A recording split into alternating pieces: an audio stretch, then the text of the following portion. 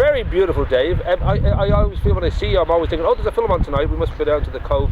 Yeah. Has it been 3 years now? I'm not sure. It's been maybe 3 years, but what nights. We've been so blessed with weather, but also, good man, the quality of your screen, the presentation, all that. It really has been like a joy down here. Absolutely, you know, the past 3 years have been fantastic. The films that we selected have been great as well, Paul. You know, we've a lot of thought was put into the films and they all seem to have worked, you know, really well. A beach is a certain kind of environment, and a nighttime screening outdoors, you need the fun, you need the music, there's certain elements that you need. Now, you're a busy man, of course. You've got outdoormovies.ie, you will have the links here, and you cater all the time. You're off to Limerick tonight.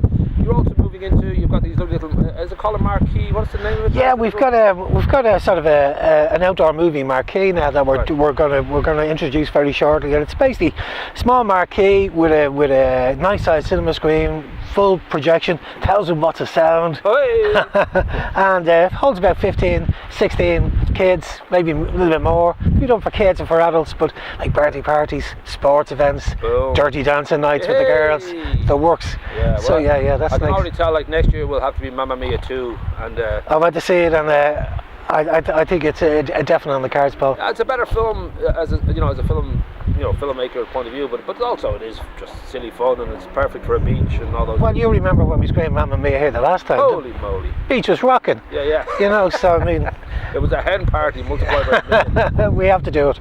So we'll mention the fact that you also, obviously you have a deep love for film itself, and you've been involved with underground cinema. Now you've got two interesting festivals coming up. You've got at the very end of from the 31st of August to the September 2nd in Dunleary. You've got the title of it is actually. It's the Underground Cinema Film Festival. It's a good title. Yeah. Makes it clear exactly what it is.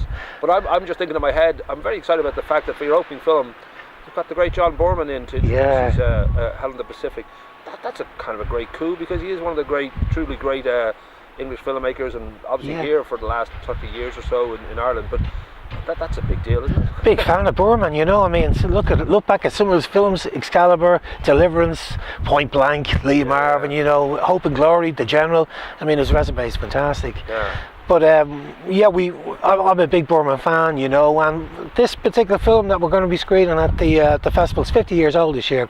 Right. Hell in the Pacific, and Byrne went through hell to actually make this particular film, and we're delighted that he's decided to come down and share that story with us, because he could be there all night. There's so many things happen to that guy in that film. There's a film behind that film. Boom. Yeah. We cannot mention the closing film now. I'm friends with you on Facebook, and I think anybody who follows your work at all would notice you have a particular fixation with the great Star Wars. I do indeed, yeah. You have been known to appear as various different Star Wars characters around for various events around the country. So the closing two films, one's a fan film, Stormtroopers. That's right. And the second one is what's it called, The Empire? It's called Heroes of the Empire. There we go. I'm a member of the 501st Ireland Garrison, so we do an awful lot of charity work. We'll be calling on you when the war breaks out. Absolutely, I'm first line defence, Paul. Only intergalactic though. Yeah. It's just locals, we're all right. So last year I contacted there was a documentary made called Heroes of the Empire, and we tried to get it for the festival, but at the time it was sort of wrapped up with legal issues with Lucasfilm and Disney at the time. Since then it's all been sorted, so we contacted the guys in the UK again, and they said they'd give us the permission to screen it. So straight after that I contacted my contacts in the UK Garrison, and they've agreed to come over to Ireland. They're going to come over in all their costumes. The Irish Garrison are going to be there, and that documentary is all about what the 501st is. It's not just about a load of guys just dressing up in fancy dress costumes. They do a tremendous amount of work in hospitals and raising charities, stuff that people don't even know about. It's very quiet sometimes, and this documentary just sort of hit it all, really. You know, it encompasses everything that the 501st do. So we're really looking forward to it. We have a huge crowd coming down on the day for it. You know, it's the place will be full of stormtroopers. I don't think you, Mr. Lucas, and I know his wife at the time, Marie, did the editing on the film. And the opening weekend, they were heading off basically to get away from LA. Didn't want to be around for the opening weekend, and as they sat in whatever it was, hamburger joint of some sort or another, they couldn't help but notice there was queues far away from any cinema that was on that block. And it was then they got the first indication that maybe this film that we made, that the studio weren't crazy about it. Most people thought it was a ludicrous idea, doing basically a Flash Gordon for the new generation. They got an inkling then, maybe this film is actually going to be a success. I'm still kind of baffled by it. It is almost a religion, you know. I think in fact it is a religion in some parts of the world. When did you get hooked? Was it a childhood thing? Was it later on? Or? My dad brought me to see it in Harris Cross in 1977. I was hooked. I was hooked from there on. I saw the Empire and the Isle of Man when I was with the Cub Scouts, and then '83 in the Ambassador Cinema. So I've had a really deep love for it, you know. Have you gotten over the prequels yet? Yeah, I wasn't too keen on the prequels. Costumes are cool though. Some of the imagery you could. Usually you could salvage 20 minutes of cool out of them. And, I do think the sequels seem to have worked. You know, I think that.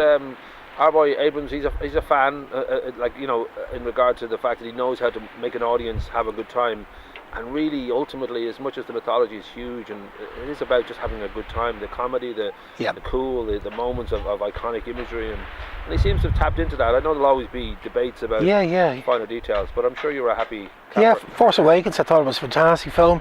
Last Jedi, I enjoyed it. Certain other people didn't enjoy it.